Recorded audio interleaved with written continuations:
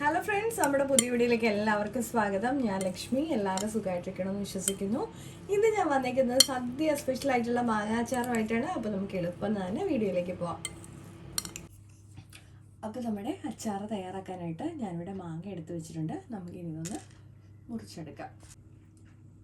ഇപ്പോൾ നമ്മുടെ മാങ്ങ ഞാനൊന്ന് സ്ലൈസ് ചെയ്തെടുത്തിട്ടുണ്ട്. നമുക്കിനി തിന്നായിട്ട് ഇതൊന്ന് അരിഞ്ഞെടുക്കാം.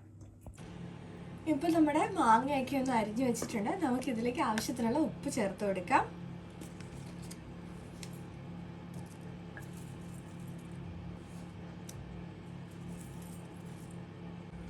ഇതിലേക്ക് ലേശം മഞ്ഞൾപ്പൊടി ഒന്ന് ചേർത്ത് കൊടുക്കാം.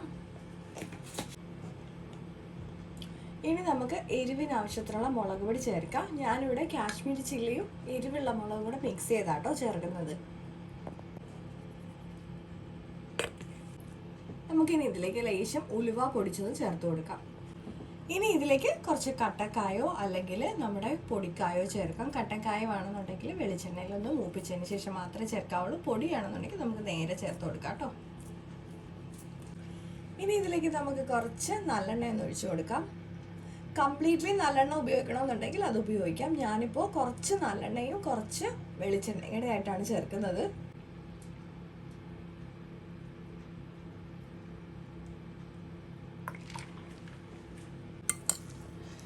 ഇനി നമുക്കിത് നന്നായിട്ടൊന്ന് മിക്സ് ചെയ്തെടുത്താൽ മതി.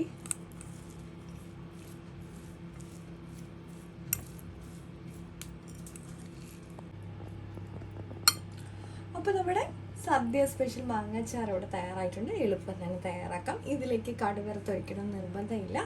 ഇനി അഥവാ അങ്ങനെ താല്പര്യം ഉണ്ടെന്നുണ്ടെങ്കിൽ നമ്മൾ വൈകിട്ട് ഇതുപോലെ പ്രിപ്പയർ ചെയ്ത് വെച്ചതിന് ശേഷം രാവിലെ ഒന്ന് കടുവറുത്ത് ഒഴിച്ചു കൊടുത്താൽ മതി. ഞാനിപ്പോൾ ഇതിലേക്ക് കടുവറുത്ത് ഒഴിക്കുന്നില്ല കേട്ടോ.